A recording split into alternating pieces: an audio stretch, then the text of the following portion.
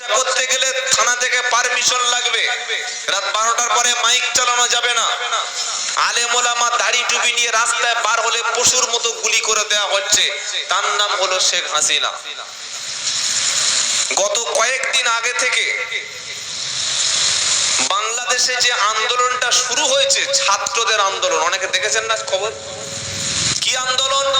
ছাত্ররা বলছে আমাদের যাদের যোগ্যতা আছে, পড়াশোনায় যারা যোগ্য তাদের চাকরি দাও। কিন্তু আমাদের এই নিকৃষ্ট শেখ হাসিনা সে বলছে না।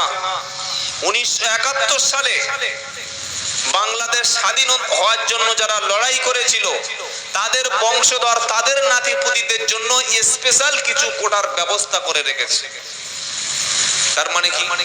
লেখাপড়া শিখে চাকরি একজন পাচ্ছে না, আর একজন অযোগ্য ব্যক্তি তার বাপ দাদা যুদ্ধ করেছিল সেই জন্য চাকরি পেয়ে গেল। যে ছেলেটা পড়াশোনা শিখেছে, জ্ঞান অর্জন করেছে, সে যদি চাকরি না পায়, শিক্ষিত ছেলে যদি বেকার করে, অশিক্ষিত মাতাল যদি ক্ষমতা দখল করে, তাহলে দেশে বিশৃঙ্খলা বাড়বে না? বাড়বে না? বাড়বে।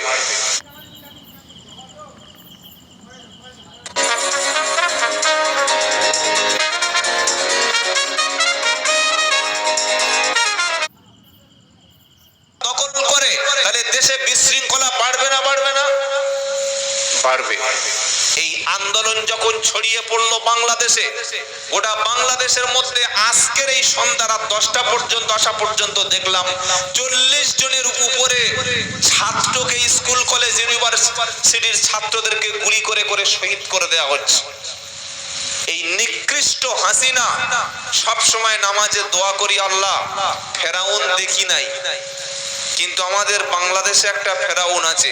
ফেরাউনের চাইতে আরো বেশি শাস্তি, বেশি জিল্লাতের সঙ্গে যেন হাসিনার মৃত্যুটা হয়। সকলে বলুন